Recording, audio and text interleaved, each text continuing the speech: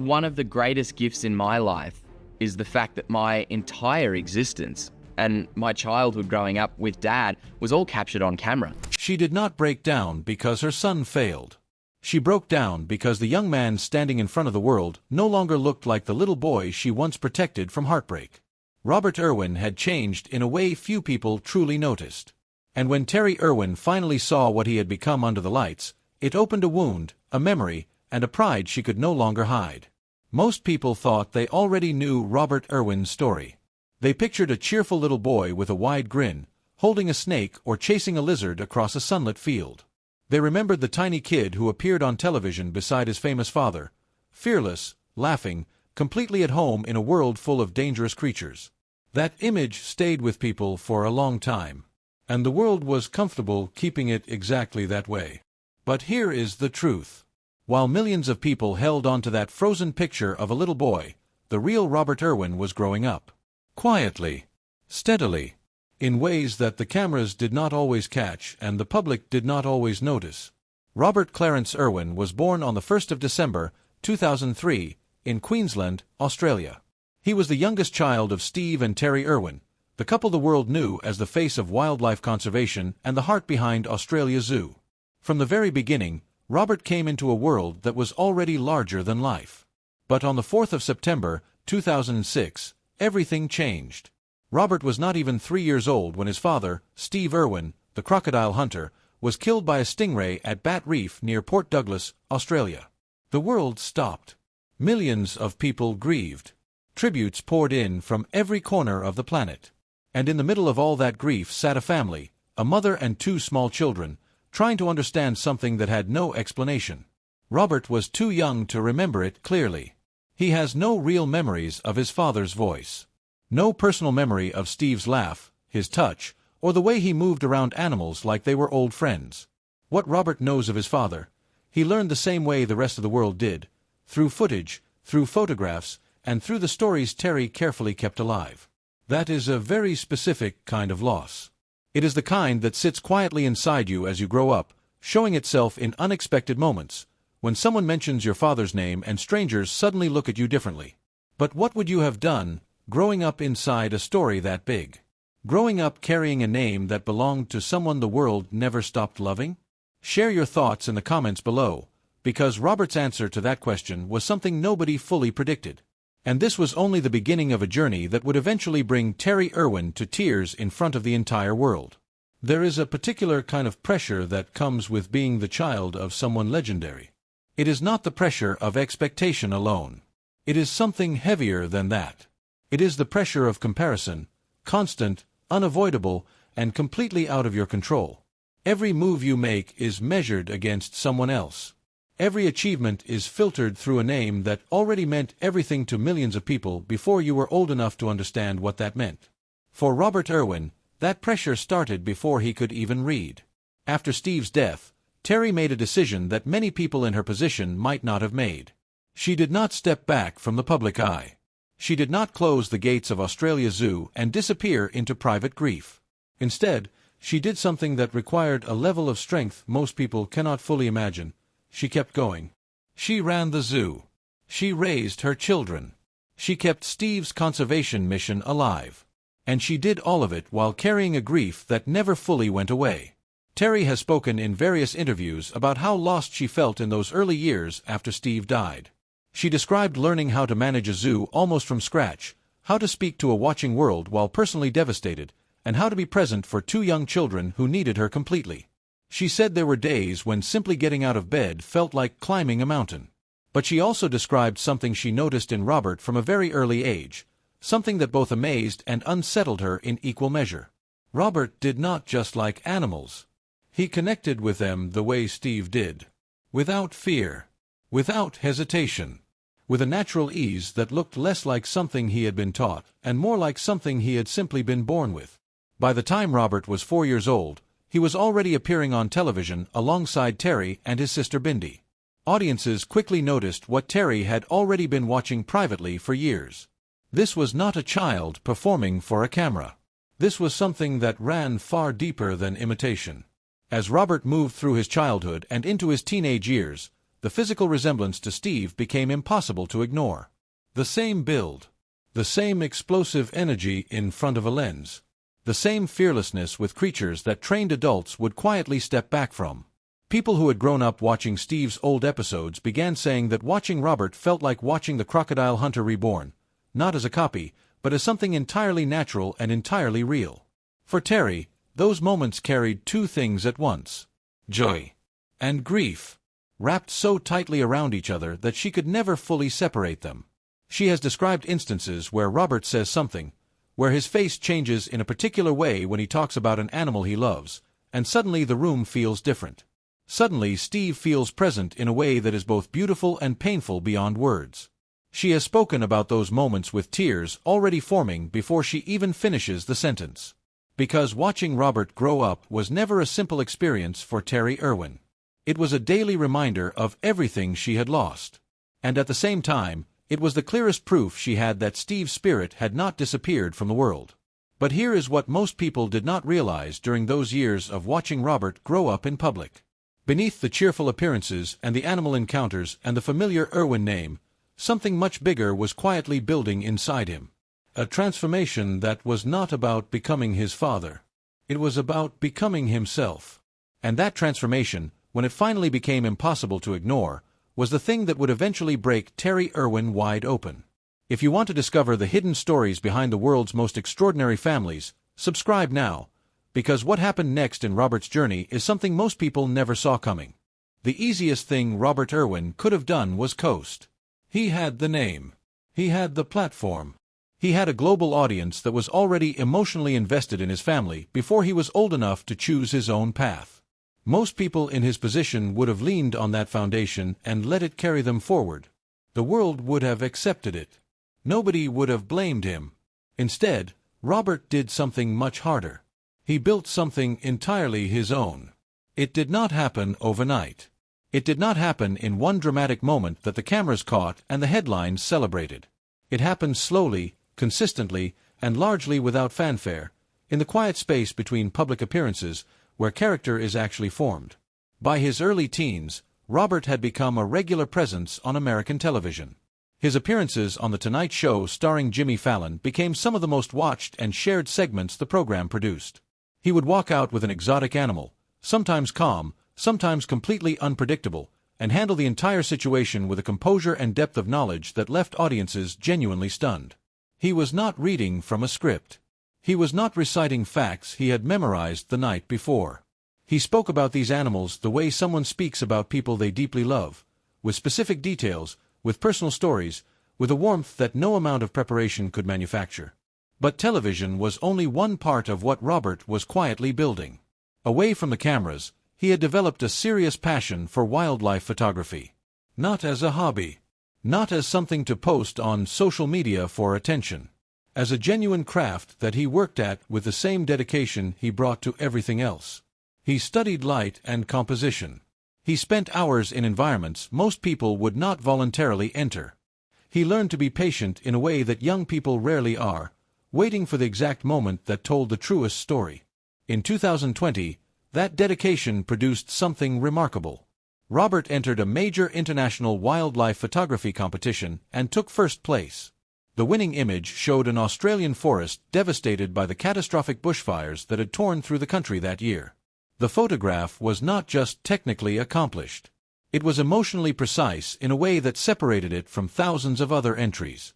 It made the viewer feel the weight of the loss before they had fully processed what they were looking at. It was the kind of image that stays with a person long after they have stopped looking at it. Terri saw that photograph and understood immediately what her son was doing. He was not just documenting nature. He was making an argument, quietly, through images, for why any of this mattered. For why the world should pay attention before it was too late. That shift was entirely Robert's own.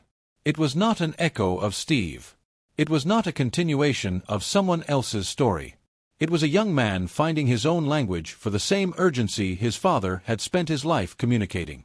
And the fact that Robert had found that language through his own path, through his own discipline, through years of quiet work, that was what made it significant. Then came something nobody expected. Robert Irwin joined season 34 of Dancing with the Stars. When the announcement was made, reactions were mixed. Some people were curious. Some were skeptical. A wildlife conservationist and photographer stepping onto a ballroom floor in front of millions of viewers felt like an unusual choice, perhaps even an unnecessary one for someone who already had a clear identity and purpose. What followed proved every skeptic wrong. Week after week, Robert did not just perform dance routines. He told stories. He connected with audiences in a way that the show's judges and producers openly admitted surprised them. He was 21 years old, completely outside his comfort zone, and somehow more himself in that unfamiliar setting than most contestants manage to be in environments they have trained for their entire lives. He was not Steve Irwin's son on a stage. He was Robert Irwin on a stage. And once people saw that distinction clearly, it became impossible to unsee. But the most powerful moment of that entire journey had not arrived yet. That moment was coming, and when it did, it would not just move an audience. It would reach inside Terri Irwin and pull out something she had been holding together for nearly 20 years. Everyone faces a moment when they must step out from under someone else's shadow and stand fully in their own light. Maybe you have faced a moment like that, when you had to prove yourself not to the world, but to yourself. Those moments define us in ways that nothing else can. What Robert was about to do would define him completely. There are moments in life that no camera can fully capture. Not because the cameras are not there, but because what happens in those moments exists on a level that technology cannot reach. It lives in the chest, in the throat, in the space between breathing and breaking down completely. The 14th of October, 2025, was one of those moments. Dancing with the Stars aired what it called Dedication Night, an episode built around a single emotional premise. Each remaining contestant would perform for the person who had shaped their life most deeply. The person without whom their story would not exist. The person they carried inside them every time they stepped onto that floor. Robert Irwin chose his mother. Before the performance even began, the production team aired a pre-show video package, a short film of Robert speaking directly to the camera about what Terri meant to him. It was supposed to be a simple tribute segment. What it became was something far more raw and far more real than anyone in that ballroom was prepared for. Robert could barely get through it. He sat in front of the camera and tried to explain what it was like growing up knowing that his father had died when he was 2 years old. He tried to put words to the moment in his life when he became old enough to truly understand what that period must have cost his mother. Not just emotionally, but practically, physically, in every possible way. Terri had taken over the running of Australia Zoo at one of the most devastating points of her life. She had raised 2 children under the constant scrutiny of a watching world. She had kept a global conservation legacy alive while personally shattered. She had done all of it without ever letting her children see her fall apart completely. Robert said that at every milestone where he found himself quietly wishing his father had been there, every achievement, every difficult day, every moment that felt too big to carry alone, Terri had been there instead. He said that was enough. He barely finished the sentence before his voice broke. Terri, seated in the ballroom with Bindi beside her, was already in tears before the music even started. She had spent nearly 20 years being the strong one. The one who held everything together. The one who smiled for the cameras and kept moving forward because stopping was never something she allowed herself. And now her son, the little boy who had no real memory of his father, the child she had carried through grief he could not yet name, was standing in front of millions of people and telling the world what she had meant to him. The routine itself was built entirely around their relationship. It was a contemporary piece, the kind of dance that does not rely on technical perfection but on emotional truth. Every movement told a part of their story. The weight of what Terri had carried. The gratitude Robert had grown into. The years between a devastating loss and this exact moment in a ballroom full of strangers who somehow understood exactly what they were witnessing. When the final note ended, Robert did not wait for the judges. He walked straight off the dance floor and into his mother's arms. Bindi ran out to join them. The 3 of them held each other in the middle of that ballroom, and for a moment, the entire room went quiet. Not the polite quiet of an audience waiting for what comes next. The genuine quiet that falls over a space when something real has just happened and nobody wants to interrupt it. Then the applause came. And it did not stop for a long time. The judges were visibly shaken. One said that Steve Irwin was somewhere watching his son and smiling. Another judge, who had partnered Bindi on the same show a decade earlier, could not complete his feedback. He was crying. A man who had seen hundreds of performances on that stage, who had learned to appreciate without being overwhelmed, sat behind the judge's table with tears running down his face. The entire room had stopped being a competition. It had become something else entirely. Something that did not have a clean name but that everyone in that building recognized immediately. But that was not the only night that broke Terri open. On the 11th of November, Robert performed a foxtrot alongside Bindi to a song that Bindi herself had once used to honor their father during her own season on the show, exactly 10 years earlier. As Robert and Bindi moved across the floor, childhood footage of Robert and Steve played across the ballroom in real time. Images of a little boy and his father. A boy who was now a young man. A father who was gone but somehow still present in every single thing his son did. Robert finished the dance in tears. The judges awarded a perfect score. And Terri Irwin sat in that audience and watched all of it, every second, every image, every tear on her son's face, and felt something shift inside her that had been locked in place for a very long time. She had spent 20 years holding the weight of everything Steve left behind. She had done it without complaint, without public collapse, without ever letting the world fully see what it was actually costing her. Because the children needed her to be solid. Because the mission needed her to keep moving. Because grief, in her world, had never been something she could afford to sit inside for too long. But watching Robert stand on that stage, watching him carry it all with grace and depth and a love that was completely his own, Terri Irwin finally had permission to feel what she had been holding back for 2 decades. And she felt every single bit of it. There is a difference between surviving a legacy and becoming worthy of one. Surviving means you carry the name forward without dropping it. You show up. You do enough. You honor what came before you by simply not letting it disappear. That alone is something. That alone takes effort and courage that most people underestimate. But becoming worthy of a legacy, that is something else entirely. That requires you to take everything that was handed to you and transform it into something that belongs completely to you. Something that stands on its own. Something that would exist and matter even if the famous name attached to it had never existed at all. Robert Irwin did not just survive his father's legacy. He became worthy of it. And the journey toward that moment, the final proof that Robert had genuinely arrived as his own person, came in the closing weeks of Dancing with the Stars Season 34, in a way that brought together everything he had quietly been building for years. Before the finale aired, something became public that changed how people understood everything they had already watched. Robert had been dancing through a serious injury for weeks. A significant strain in his intercostal muscles, the tissue connecting his ribs, had been causing him considerable pain throughout the competition. His dance partner mentioned it in a pre-finale interview, explaining how the production team had quietly adjusted portions of the choreography to help manage the physical strain. Robert had known about the injury. He had felt every rehearsal, every performance, every long day in the studio. And he had made a simple, quiet decision. He was going to finish what he started. He did not make it a headline. He did not lean on it for sympathy votes. He did not mention it on camera in a way designed to make audiences feel sorry for him. He simply kept going, because that was what he had watched Terri do his entire life. Not for an audience. Not for applause. But because the work required it and walking away was never an option he seriously considered. That small, private detail said more about who Robert Irwin had become than any trophy ever could.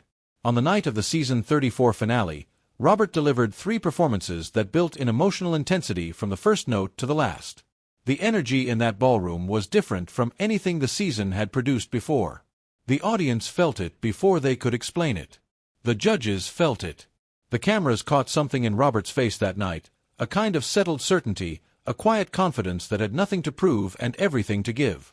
Their final freestyle drew a standing ovation before the scores were even announced. One judge called it a near-perfect performance and meant every word without exaggeration. When the winner was announced, Robert Irwin was named the Season 34 champion. In doing so, he joined his sister Bindi in the winner's circle, exactly 1 decade after Bindi had won the same competition on the same stage. The symmetry of that moment was not lost on a single person in that room. A family that had faced unimaginable loss had now produced 2 champions, 10 years apart, on the same floor where their individual journeys had been witnessed by millions. Terri Irwin did not have words for that moment. She did not need them. In the days that followed the win, Robert sat down for a television interview that became one of the most widely shared moments from that entire period. He spoke about his mother with an emotional honesty that caught the interviewer off guard and held the audience completely still.